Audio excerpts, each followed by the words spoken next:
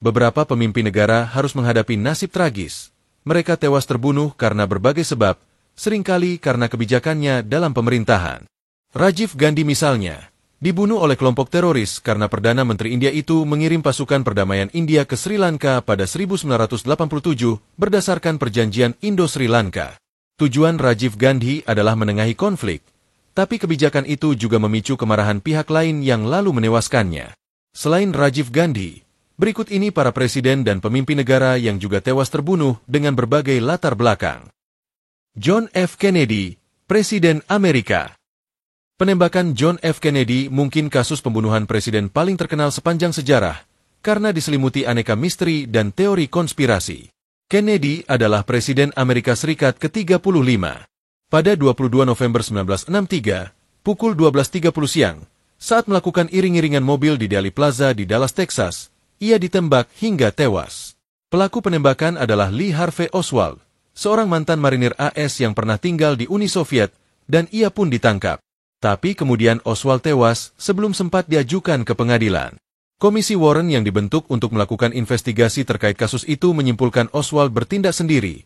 Tapi kesimpulan itu sepertinya sulit diterima mayoritas rakyat AS. Karena motif pembunuhan Oswald tidak pernah jelas, berbagai teori konspirasi pun berkembang. FBI juga melakukan penyelidikan, namun hasilnya tidak memuaskan semua pihak. Pembunuhan Kennedy adalah peristiwa tragis yang mengguncang Amerika Serikat dan dunia, serta memicu berbagai spekulasi dan teori konspirasi. Sejumlah dokumen terkait pembunuhan Kennedy telah dirilis, namun sebagian masih dirahasiakan hingga saat ini. Sementara bekas lokasi penembakan di Texas School Book Depository kini menjadi museum yang ramai dikunjungi. Anwar Sadat, Presiden Mesir. Muhammad Anwar Sadat adalah politikus Mesir yang menjabat sebagai Presiden Mesir ketiga dari 15 Oktober 1970 hingga pembunuhannya oleh kelompok fundamentalis pada 6 Oktober 1981 ketika sedang menjalani parade militer di Kairo. Aksi pembunuhan itu dilatari oleh keputusan Anwar Sadat yang menandatangani perjanjian Camp David pada tahun 1978, sebuah perjanjian damai antara Mesir dan Israel.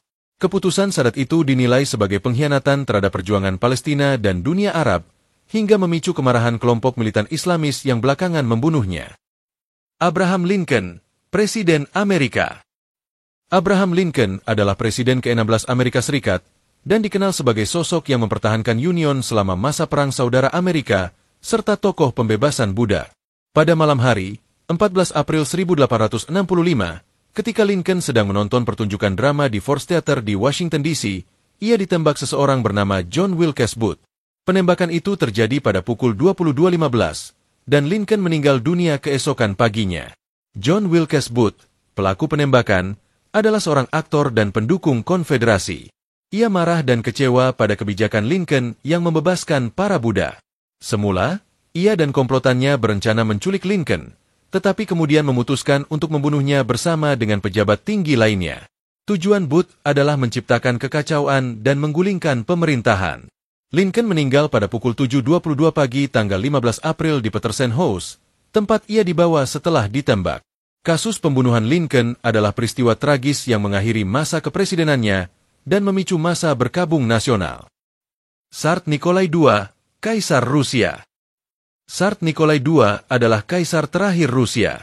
Pada 1918, dilatari ketidakpuasan rakyat di masa pemerintahannya, ia serta keluarganya dibunuh oleh kaum Bolshevik.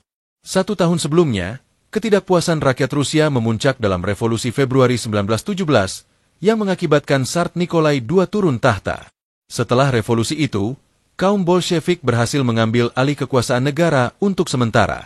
Tapi mereka khawatir pasukan Tsar yang setia akan merebut kembali kekuasaan. Akhirnya, untuk menghilangkan ancaman dan mencegah kembalinya monarki, kaum Bolshevik memutuskan untuk mengeksekusi Tsar Nikolai II dan keluarganya. Eksekusi itu terjadi pada malam 17 Juli 1918 di Ekaterinburg.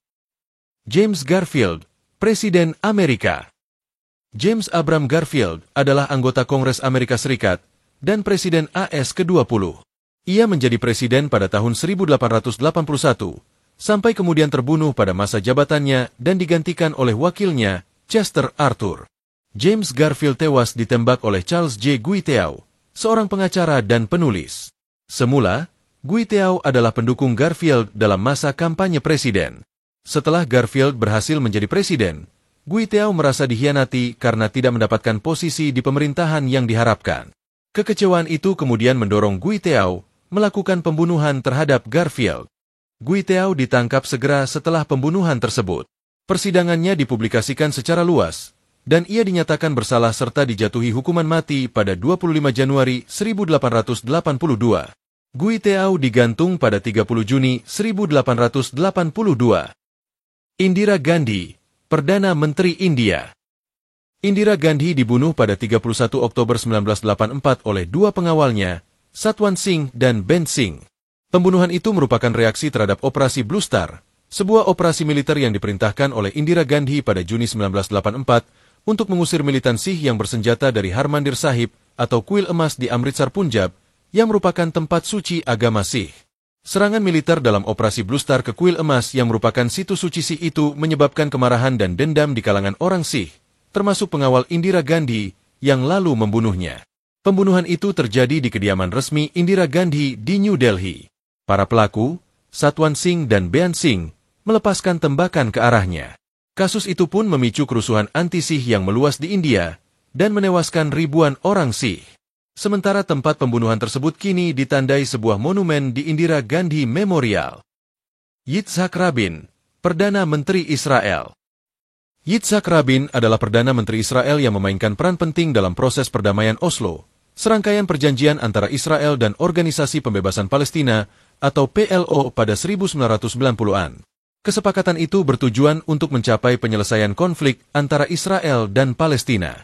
Tetapi, upaya perdamaian yang dilakukan Yitzhak Rabin membuat sebagian warga Israel menentang keras proses perdamaian Oslo dan merasa bahwa memberikan tanah kepada Palestina adalah pengkhianatan terhadap warisan sejarah dan agama Yahudi.